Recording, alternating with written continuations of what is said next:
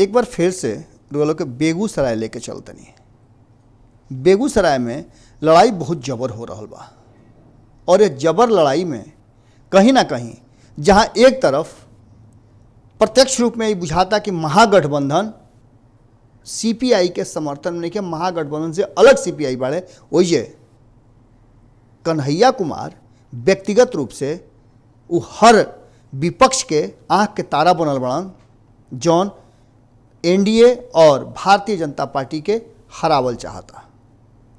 गिरिराज सिंह वजह से पूरा ताल ठोकले बड़े और गिरिराज सिंह के पक्ष में जहां लगातार तीनों गठबंधन के दल वजह जम के प्रचार कर रहा बड़े और एक साथ साथ इहो कह रहा बड़े कि गिरिराज सिंह के जीत वजह से सुनिश्चित बा। वही कन्हैया कुमार बहुत ज़बरदस्त कॉन्टेस्ट दे रहा बड़े और कन्हैया कुमार के समर्थन में भले ये महागठबंधन कहत होके कि हम नहीं खी, महागठबंधन अपन उम्मीदवार उतरले बा आरजेडी से, वजह अपन उम्मीदवार खड़ा कैले बड़े तनवीर हसन के।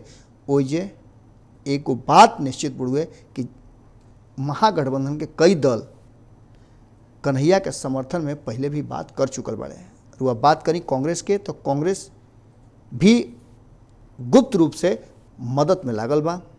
वही स्पष्ट रूप से हम के जीतन राम मांझी कह चुकल बड़े कि कन्हैया वजह से प्रबल दावेदार बड़े और कन्हैया के साथ गिरिराज सिंह के टक्कर बा। कन्हैया के जीत के हम शुभकामना देता नहीं। अब कन्हैया के जौन प्रचार बढ़ुए वो प्रचार तंत्र के पूरा कन्हैया के समर्थक, कन्हैया के दोस्त और फिल्मी दुनिया से कई गो ऐसा हस्ती उनका से मिले आ गई। उनका पक्ष में चुनाव प्रचार करे खातिर बेगूसराय में पूरा बॉलीवुड और विपक्ष हाजिर हो गई बा। ऐसा बुझाता कि बिहार के लड़ाई बेगूसराय जीत गईला के मतलब बा कि बिहार के लड़ाई रुआ जीत गई नहीं। गिरिराज सिंह कोनो छोट बड़ नेता नहीं खन। गिरिराज सिंह भारतीय जनता पार्टी के बहुत हार्डकोर नेता मानल जाले और उनकर एक अच्छा पहचान बा। खास करके वो अपना समाज में, सवर्ण और भूमिहार समाज में उनकर बहुत ज़्यादा उनका पक्ष में कई गो ऐसा भूमिहार नेता उतरल बड़े। रुआ याद हुई कि जे उनका विरोध में भी रहा वो सूरजभान सिंह उनका प्रचार में घूम रहा बड़े।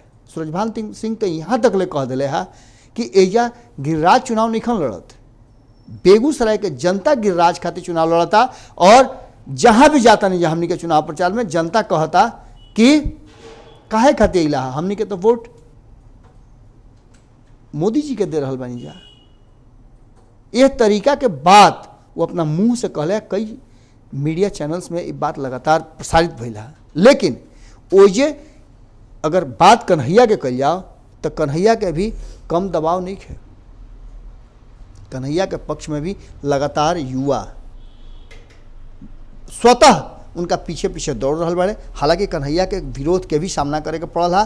अब कन्हैया के पक्ष में आए वाला रुआ मालूम हुई कि नरेंद्र मोदी के विरोध में बोले वाला प्रकाश राज जो साउथ के बहुत बड़ा विलन के रूप में जानल जाले एक्टर बड़े, वो आई रहे हैं प्रचार करे खातिर। अब फिल्मी दुनिया में जो सबसे लंबा चले वाला फिल्म उड़ुए शोले, वो शोले के लेखक सलीम जावेद में से जावेद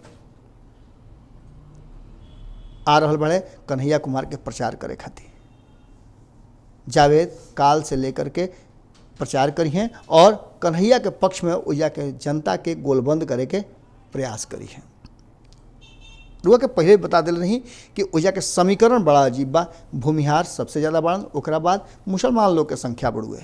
अब देखे वाला बात हुई कि कन्हैया कुमार के पक्ष में जौन पूरा प्रचार तंत्र चल रहा बा ओकरा में मुस्लिम समाज कितना उनका साथे खड़ा होता। चूँकि तनवीर हसन भी जम करके चुनाव प्रचार कर रहे बड़े और उनकर दावा बा कि वो दोनों के लड़ाई में जीत हासिल करी है। जावेद के बाद एक पहले भी स्वरा भास्कर, शबाना आजमी, बड़ बड़ नाम उनका चुनाव प्रचार में कन्हैया के आ चुकल बड़े। अब पूरा सीपीआई और माकपा चुनाव प्रचार के वजह रेकी करी। 23 तारीख से लेकर के मैंने काल से लेकर के 3 दिन 4 दिन तक बेगूसराय में एक अलग तरह के माहौल रही। डी राजा के बात रुआ कर ली, सीताराम येचुरी के बात कर ली, इस सारा लोग के कैंप अब 3 दिन 4 दिन तक रहे वाला पड़ुए बेगूसराय में। और बेगूसराय में हर हाल में कन्हैया के जीत सुनिश्चित करे खातिर ये पूरा नेता लाग गई वालों।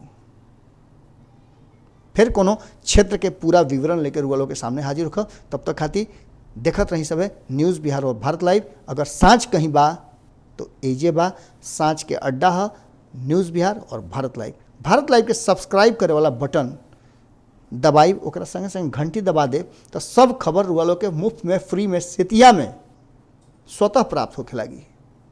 सांच के साथ जुड़ल रही और सांच देखी सब। अगर रुआ लगे भी कोनो खबर बा, कुछ विचार बा तो हमने लगे भेजी, हमने के ओकरा के सहज स्वीकार करब जा और प्रयास करब जा कि और खबर और सुझाव अक्षरशः पालन कल जाओ।